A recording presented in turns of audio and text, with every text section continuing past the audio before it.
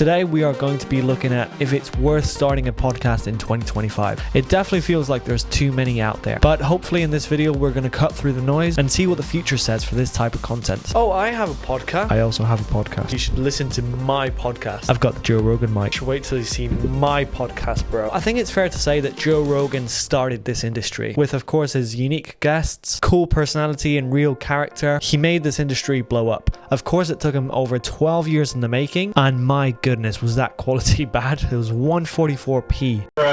But it finally took off. And fast forward now in 2025, we have over 5 million podcasts available worldwide, making a total of over 70 million episodes. And that is absolutely crazy. So no wonder people think this market is oversaturated. But is this really true? Everyone in this world literally lives once. Like, you've only got one opportunity in this world. Think like that. Do you know what I'm saying? Like, you've only got one opportunity. As soon as you're off this planet, you're off. Like, every single day, take it as it comes. Literally, just take, yeah. I still believe there's an afterlife, though. So here's where things started.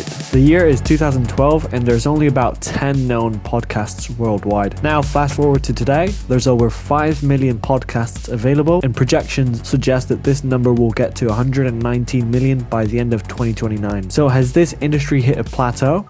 Of course, you already know some of the biggest in the space. Chris Williamson with Modern Wisdom, Diary of a CEO, Huberman Labs with Daddy Huberman, as well as many others. So let's see what these people have to say. I'm sure you've realised ever since the pandemic that absolutely everyone you've ever met has now got a podcast. And it's not even plugged into anything.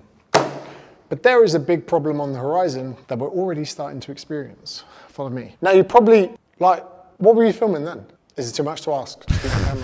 Okay, well, you know, that's wonderful that you're going to do that. I think it's great. Most of the time people say, Michael, I want to start a podcast. What's your advice? And my advice is don't, because too many people have them. And I think every white man under the age of 75 has one now, and it's by law or something. So, but this is the first time in memory that someone has proposed some new content project where I've thought, great, you should do that. That's really good. Jen, guess how many podcasts there is in the world?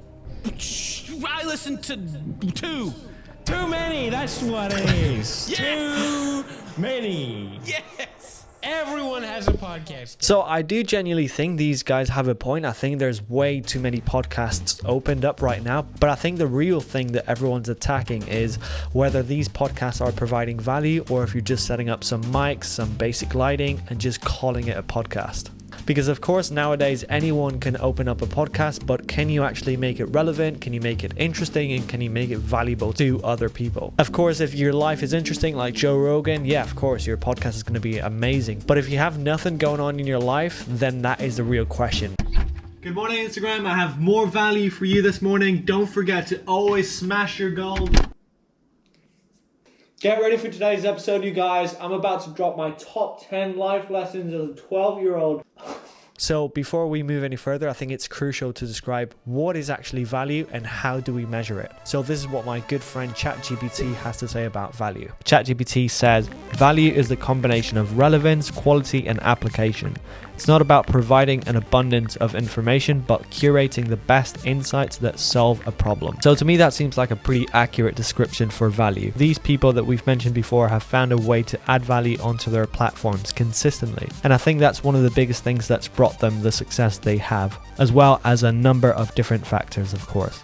But you get the idea. Now, before we move into the next segment of the video, if you are considering starting a podcast in 2025, here's some quick advice from doing this myself for the last 3 months. First of all, make it solo friendly. Plan your podcast so you can record most of the episodes yourself without relying on guests. Waiting for others can slow down your schedule a lot. Start short and simple. Commit to a short format like 15 or 20 minutes per episode. That way you can always expand as you get better. Also, do research before each episode, as being well prepared is what will give you the confidence and keep the content engaging. Next up is, of course, stay consistent. Choose one day a week to film new episodes and stick to it, as this is what will keep listeners coming back. And then lastly, keep your topics connected. Focus on topics that are relatable to one another and follow a natural sequence. That way everything makes sense and the ideal listener will keep coming back to your episodes. Now, coming up next, I wanted to take you behind the scenes for this business and show you what they experienced setting up a podcast for the very first time. What would you say to yourself if you were to start a podcast from scratch?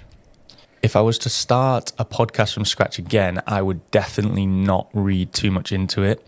you know, the planning for the first one felt like it kind of overtook your life for about a week.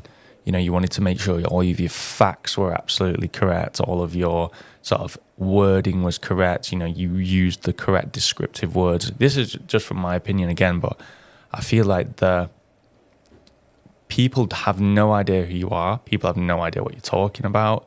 Unless you have some form of audience already built up that are kind of expecting some form of genre, then just roll with it. Just go, yeah, okay, this is what I'm going to loosely talk about. You know, if you're going to edit the bits out that you're not quite happy with. But my advice would be just to sit down, have a brief outline of what you're going to discuss, and obviously it needs to tie into the overall theme of where the podcast is going to go, or you think it's going to go. It's definitely going to change. But I would definitely say, do not overthink it. Do not try and like plan a full script, you know, an hour-long talking points, because you start talking about one subject and then, you know, 30 minutes have gone and you're still on that same subject. So circling back now to the original question, is it worth starting a podcast in 2025 with all the competition out there, with new episodes dropping every single day? My take on it would be, if these guys have managed to open up a podcast. Hey, you man.